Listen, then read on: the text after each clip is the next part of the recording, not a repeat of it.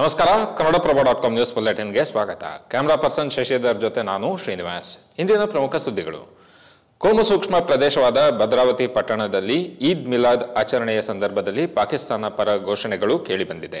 ಸೋಮವಾರ ರಾತ್ರಿ ಭದ್ರಾವತಿ ಹಳೆ ಪಟ್ಟಣದಲ್ಲಿ ಮುಸ್ಲಿಂ ಸಂಘಟನೆಯೊಂದು ಆಚರಣೆಯನ್ನು ಆಯೋಜಿಸಿತ್ತು. ವೈರಲ್ ಆಗಿರುವ ವಿಡಿಯೋದಲ್ಲಿ ಯುವಕರ ಗುಂಪು ಪಾಕಿಸ್ತಾನ ಜಿಂದಾಬಾದ್ ಎಂದು ಕೂಗುತ್ತಿರುವುದು ಕಂಡುಬಂದಿದೆ.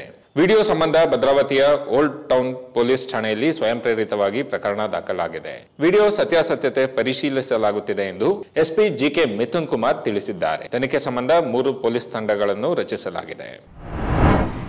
ಮದ್ದೂರಿನಲ್ಲಿ ಗಣೇಶ ವಿಸರ್ಜನೆಯ ಮೆರವಣಿಗೆಯ ಮೇಲೆ ಅನ್ಯ ಕೋಮಿನವರು ಕಲ್ಲು ತೂರಿದ್ದನ್ನು ಪ್ರತಿಭಟಿಸಿ ಇಂದು ಕರೆ ನೀಡಲಾಗಿದ್ದ ಮದ್ದೂರು ಬಂದ್ಗೆ ಉತ್ತಮ ಪ್ರತಿಕ್ರಿಯೆ ವ್ಯಕ್ತವಾಗಿದೆ. ವ್ಯಾಪಾರಿಗಳು ಸ್ವಯಂ ಪ್ರೇರಿತರಾಗಿ ಅಂಗಡಿ ಮುಂಗಟ್ಟುಗಳನ್ನು ಮುಚ್ಚಿ ಬಂದ್ಗೆ ಬೆಂಬಲ ವ್ಯಕ್ತಪಡಿಸಿ ಮದ್ದೂರು ಬಂದ್ ಶಾಂತಿಯುತವಾಗಿ ಯಶಸ್ವಿಯಾಗಿದೆ. ಘಟನೆ ಬಗ್ಗೆ ಇಂದು ಸುದ್ದಿಗೋಷ್ಠಿಯಲ್ಲಿ ಮಾತನಾಡಿರುವ ದಕ್ಷಿಣ ವಲಯದ ಐಜಿಪಿ ಎಂ ಬೋರಲಿಂಗಯ್ಯ, ಗಣೇಶ ವಿಸರ್ಜನೆ ಮೆರವಣಿಗೆಯಲ್ಲಿ ಕಲ್ಲು ತೂರಾಟದ ವೇಳೆ ಬೀದಿ ದೀಪಗಳನ್ನು ಆಫ್ ಮಾಡಲಾಗಿದ್ದು ಇದು ಪೂರ್ವ ಯೋಜಿತವೇ ಎಂಬ ಅನುಮಾನ ಮೂಡಿಸುತ್ತಿದೆ ಮತ್ತು ಈ ನಿಟ್ಟಿನಲ್ಲಿ ತನಿಖೆ ನಡೆಯುತ್ತಿದೆ. ಘಟನೆ ಸಂಬಂಧ 22 ಮಂದಿಯನ್ನು ಬಂಧಿಸಲಾಗಿದ್ದು ಕೋರ್ಟ್ ನ್ಯಾಯಾಂಗ ಬಂಧನಕ್ಕೆ ಒಪ್ಪಿಸಿದೆ ಎಂದು ತಿಳಿಸಿದ್ದಾರೆ. ಚಿತ್ರದುರ್ಗದ ರೇಣುಕಾಸ್ವಾಮಿ ಕೊಲೆ ಪ್ರಕರಣದಲ್ಲಿ ಮತ್ತೆ ಜೈಲು ಪಾಲಾಗಿರುವ ನಟ ದರ್ಶನ್ ಅವರನ್ನು ಬಳ್ಳಾರಿ ಜೈಲಿಗೆ ಸ್ಥಳಾಂತರ ಮಾಡಲು ಕೋರ್ಟ್ ನಿರಾಕರಿಸಿದೆ.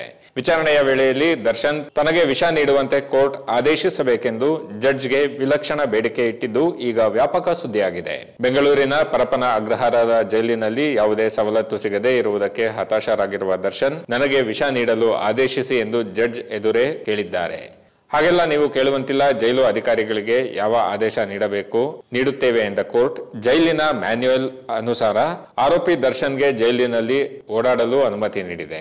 ಹೆಚ್ಚುವರಿ ದಿಂಬು ಹಾಗೂ ಬೆಡ್ಶೀಟ್ಗಾಗಿ ದರ್ಶನ್ ಮಾಡಿದ್ದ ಮನವಿಯನ್ನು ಕೋರ್ಟ್ ಪುರಸ್ಕರಿಸಿದೆ. ಮಂಗಳೂರಿನ ಕೂಳೂರು ಬಳಿಯ ರಾಷ್ಟ್ರೀಯ ಹೆದ್ದಾರಿಯಲ್ಲಿ ಗುಂಡಿಯಿಂದಾಗಿ ನಿಯಂತ್ರಣ ಕಳೆದುಕೊಂಡು ದ್ವಿಚಕ್ರ ವಾಹನವೊಂದು ಉರುಳಿ ಬಿದ್ದಿದ್ದು ಚಲಿಸುತ್ತಿದ್ದ ಲಾರಿಯ ಕೆಳಗೆ ಬಿದ್ದು 40 ವರ್ಷದ ಮಹಿಳೆಯೊಬ್ಬರು ಸಾವಿಗೀಡಾಗಿದ್ದಾರೆ. ಮಾಧವಿ ಮೃತಪಟ್ಟ ಮಹಿಳೆಯಾಗಿದ್ದು ಮೀನು ಸಾಗಣೆ ಮಾಡುವ ಲಾರಿ ಮಾಧವಿ ಮೇಲೆ ಹರಿದ ಪರಿಣಾಮ ಅವರು ಸ್ಥಳದಲ್ಲೇ ಸಾವನ್ನಪ್ಪಿದ್ದಾರೆ. ಹೆದ್ದಾರಿಯ ಕಳಪೆ ನಿರ್ವಹಣೆಗಾಗಿ ವಾಹನ ಚಾಲಕರಿಂದ ಪದೇ ಪದೇ ದೂರುಗಳು ಕೇಳಿಬರುತ್ತಿರುವ ನಡುವೆ ಈ ಪ್ರದೇಶದಲ್ಲಿ ಅಪಘಾತ ಸಂಭವಿಸಿದೆ. ಧರ್ಮಸ್ಥಳದಲ್ಲಿ ನಡೆದಿದೆ ಎನ್ನಲಾದ ಸಾಮೂಹಿಕ ಅಂತ್ಯಕ್ರಿಯೆ ಪ್ರಕರಣದ ತನಿಖೆ ನಡೆಸುತ್ತಿರುವ ಎಸ್ಐಟಿ ಮುಂದೆ ಕೇರಳದ 3 ಯೂಟ್ಯೂಬರ್ಗಳು ಸೇರಿ 6 ಜನರು ಇಂದು ವಿಚಾರಣೆಗೆ ಹಾಜರಾಗಿದ್ದರು. ಯೂಟ್ಯೂಬರ್ಗಳು ಸೃಷ್ಟಿಸಿದ ಕಂಟೆಂಟ್ ಮತ್ತು ಅವರ ಹೇಳಿಕೆಗಳ ಮೂಲಗಳನ್ನು ಪರಿಶೀಲಿಸಲು ಅವರನ್ನು ಪ್ರಶ್ನಿಸಲಾಗಿದೆ ಎಂದು ಅಧಿಕಾರಿಗಳು ತಿಳಿಸಿದ್ದಾರೆ. ಈ ಮಧ್ಯೆ 2012ರಲ್ಲಿ ನಡೆದ ಅತ್ಯಾಚಾರ ಮತ್ತು ಕೊಲೆಯ ಹಿಂದೆ ಸೌಜನ್ಯಾಳ ಸೋದರ ಮಾವ ವಿಠಲ್ ಗೌಡ ಪ್ರಮುಖ ಆರೋಪಿ ಎಂದು ಸಾಮಾಜಿಕ ಕಾರ್ಯಕರ್ತ ಸ್ನೇಹಮಯಿ ಕೃಷ್ಣ ಹೇಳಿದ್ದಾರೆ. ಹೀಗಾಗಿ ಆತನ ವಿರುದ್ಧ ಮರು ತನಿಖೆ ನಡೆಸುವಂತೆ ಆಗ್ರಹಿಸಿರುವ ಅವರು ದಕ್ಷಿಣ ಕನ್ನಡ ಜಿಲ್ಲಾ ಪೊಲೀಸ್ ವರಿಷ್ಠಾಧಿಕಾರಿ ಡಾಕ್ಟರ್ ಅರುಣ್ ಅವರಿಗೆ ದೂರು ನೀಡಿದ್ದಾರೆ.